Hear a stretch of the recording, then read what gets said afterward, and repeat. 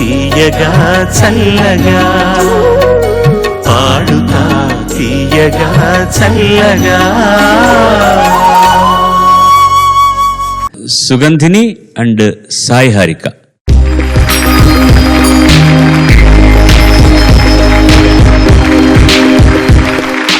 వాళ్ళు ఎంపిక చేసుకున్న పాట చాలా ఆర్ద్రమైనటువంటి గీతం. వెన్నెల్లో గోదావరి అందం, సుందరామూర్తి గారి రచన, ఇళయరాజా సంగీతం, జానకమ్మ గానం.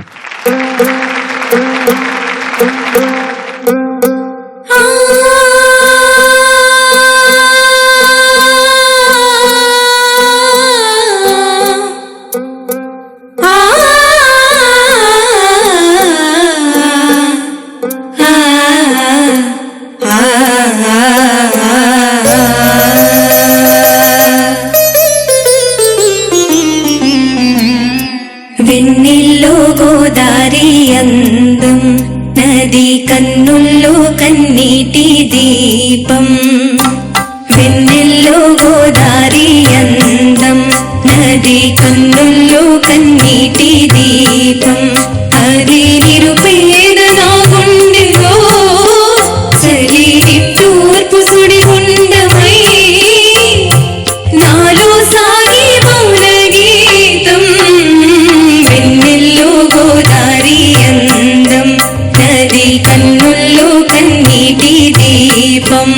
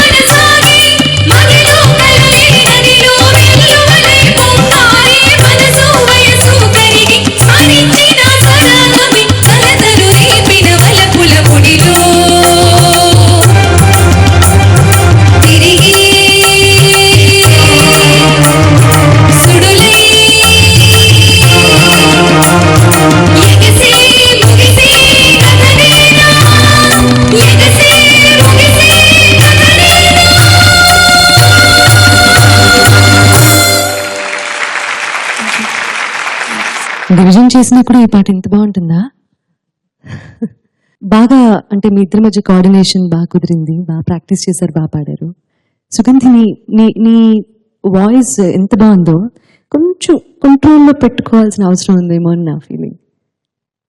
ఇలాంటి పాటలు ముఖ్యంగా పాడేటప్పుడు నువ్వు ఇందాక నేను వేసుకొని వచ్చేంటి అదే ఆ పాట ఆ స్థాయి అంటే ఆ దమ్ ఏదైతే ఉందో దానికి ఆ డ్యూయట్ పాడినప్పుడు వేరియేషన్ చూపించావు.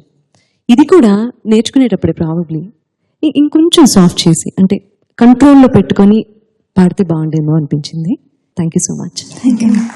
చాలా బాగా పాడారు. నాకు చాలా ఇష్టమైన పాట ఇది, చాలా కష్టమైన పాట కూడా. ఆ పాటలో ఉన్న కష్టం మనని ఛాలెంజ్ చేయడం వలన మనం డిస్ప్రపోర్షనేట్గా రియాక్ట్ అయ్యే పాసిబిలిటీ ఉంది. అంటే మనం ఎక్కువ బాగా పాడాలి ఈ పాట, కష్టమైన పాట అని. అప్పుడు ఒక్కొక్కప్పుడు కొంచెం అదుపు తప్పే ఛాన్స్ ఉంటుంది. అదే ఇలాంటి పాటల్లో ప్రధానంగా అదే కష్టమైన పని.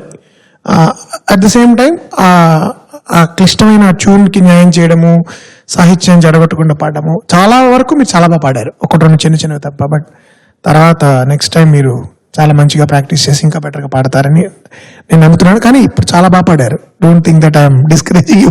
బాగుంది. అండ్ ఇట్స్ చాలా కష్టమైన పాట అది. అందుకని థ్యాంక్ యూ. వాళ్ళిద్దరికీ అలాంటి ఫీలింగ్ రావడానికి కారణం ఏమై ఉంటుందో కూడా నేను చెప్తాను సుగంధిని. వాళ్ళు చెప్పిన లాజిక్ కరెక్ట్.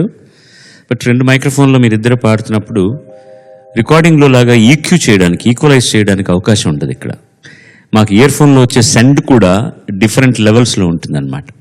సో ఒక వాయిస్ షార్ప్గా వినపడుతుంది, ఒక వాయిస్ కొంచెం రౌండ్గా వినపడుతుంది. దానివల్ల కూడా అలాంటి అభిప్రాయం వచ్చే అవకాశం ఉంది. కానీ వాళ్ళు చెప్పిన సలహా మాత్రం చాలా 100కి 100 పాళ్ళు సరైన సలహా. పాటను బట్టి మన గాత్రాన్ని, మన డైనమిక్స్ని మార్చుకోవడం అనేటటువంటిది. Both song so beautifully. నువ్వు నీ సోలోలు కూడా ఇంత బాగా పాడుంటే ఎంతో బాగుండేది. ఈ పాట చాలా బాగా పాడావు నువ్వు కూడా. You totally did very well. But ఆ ఆలాపలో మాత్రం ఒక్క చోట కొంచెం ఇబ్బంది పడ్డావు, అది నీకు తెలుసు.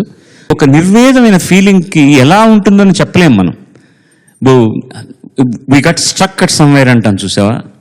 That's what I mean to say. We got struck at some place. అది ఎందుకు ముందుకు వెళ్ళకపోతున్నావు, వెనక్కి వెళ్తున్నావో తెలియదు, ఏమిటో తర్వాత ఏమవుతుందో తెలియదు. ఒక నిర్వేదమైనటువంటి ఫీలింగ్కి కంపోజ్ చేసిన వాడికి అక్షర భిక్ష ఎంత వెన్నెల్లో గోదావరి అందం, నది కన్నుల్లో కన్నీటి దీపం.